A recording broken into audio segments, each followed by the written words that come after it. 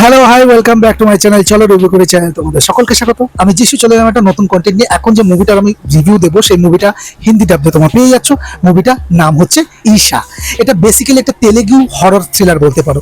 এই সিনেমাটা মূলত কুসংস্কার এবং অলৌকিক শক্তির লড়াইয়ের একটা টান টান গল্প বলবো। তো মুভিটা বেসিক্যালি ওভারঅল আমার কেমন লাগলো তারই একটা ছেড়াকাটা করবো। তো চলো রিভিউ করি। দেখো, স্পয়লার ছাড়া যদি গল্পটা আমি ছোট করে বলি, গল্পটা চার বন্ধুকে কেন্দ্র করে যারা ভূত বা অলৌকিক কিছুতে বিশ্বাস করে না। তাদের লক্ষ্য হলো ভণ্ড সাধু বাবাদের মুখোশ খুলে দেওয়া। এই চ্যালেঞ্জ নিতে গিয়ে তারা এক রহস্যময় পুরনো বাড়িতে গিয়ে ওঠে। সেখানে তাদের যুক্তিবাদী চিন্তার সাথে অলৌকিক অভিজ্ঞতার যে সংঘাত ঘটে, সেটাই এই সিনেমার মূল উপজীব্য বলতে পারো।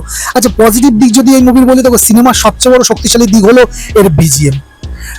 আর ধ্রুবনের মিউজিক এবং সাউন্ড এফেক্ট মুভির হরর আবহে এক আলাদা মাত্রা যোগ করেছে। কিছু কিছু জাম্প স্কেয়ার কিন্তু বেশ ভালো কাজ করেছে। আর সিনেমাটা কেবল ভয় দেখানোর জন্য নয়, বরং অন্ধবিশ্বাস এবং কুসংস্কারের বিরুদ্ধে একটা সামাজিক বার্তা দেওয়ার চেষ্টা করা হয়েছে, যা আমি প্রশংসা করব। আর সিনেমার শেষের টুইস্টটি কিন্তু বেশ অন্যরকম। যদিও পুরো মুভিটা ধীর গতি, একটু স্লো পেসিং, কিন্তু শেষের দিকে ঘটনা প্রবাহ কিন্তু নর্মাল অডিয়েন্সদের কিন্তু একটু ধাক্কা দিতে পারে বা অবাক করতে পারে।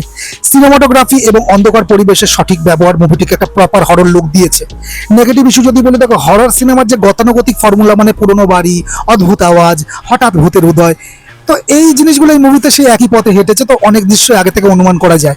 আর সিনেমার ফার্স্ট হাফ কিছুটা ধীর, গল্পটা মূল জায়গায় পৌঁছাতে অনেকটা সময় নিয়ে ফেলে, যা মাঝে মধ্যে একটু একঘেয়েমি লাগছিল আমার।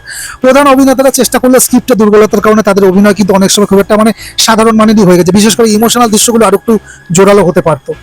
আর সিজিআই এর দিকে কথা যদি বলে থাকে, এই মুভির যে জায়গাগুলোতে সিজিআই ব্যবহার করেছে, কিছু কিছু স্পেশাল এফেক্টস বা সিজিআই বেশ কাঁচা মনে হয়েছে, যা আজকের দিনে কিন্তু নর্মাল অডিয়েন্সদের খুব সেকেলে মনে হতে পারে।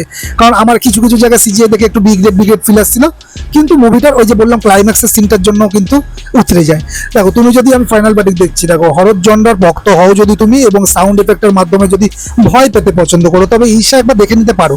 এটা খুব দুর্দান্ত কোনো মাস্টারপিস না হলে যারা একটু রহস্য বা ভূতের পরিবেশ পছন্দ করো, তাদের জন্য এটা আমি বলবো ওয়ান টাইম ওয়াচ। মুভিটাকে আমি রেটিং করবো 2.5 আউট অফ 5। এই আধ নাম্বার এটা বেশি দিয়েছি এই কারণের জন্যই বারবার করে বলছি, টুইস্টটা, ক্লাইম্যাক্সের টুইস্টটা কিন্তু প্রেডিক্টেবল নয়, আনপ্রেডিক্টেবল। তো সেই জায়গাটা কিন্তু একটা ধাক্কা বা অবাক হওয়ার জায়গা আছে। তো ওভারঅল মতামত আমি দিলাম এসব মুভিটাকে। যারা দেখে ফেলেছো এখনো, তারা তোমাদের ওপিনিয়ন কমেন্টের মাধ্যমে জানাতে পারো। এই ভিডিওটা যদি ভালো লাগে একটা লাইক শেয়ার করে দিও। তো দেখা হচ্ছে একটা নতুন কন্টেন্ট নিয়ে খুব শীঘ্রই। ততক্ষণ ভালো থাকো, সুস্থ থাকো, দেখতে থাকো। চলো রিভিউ করি। টাটা।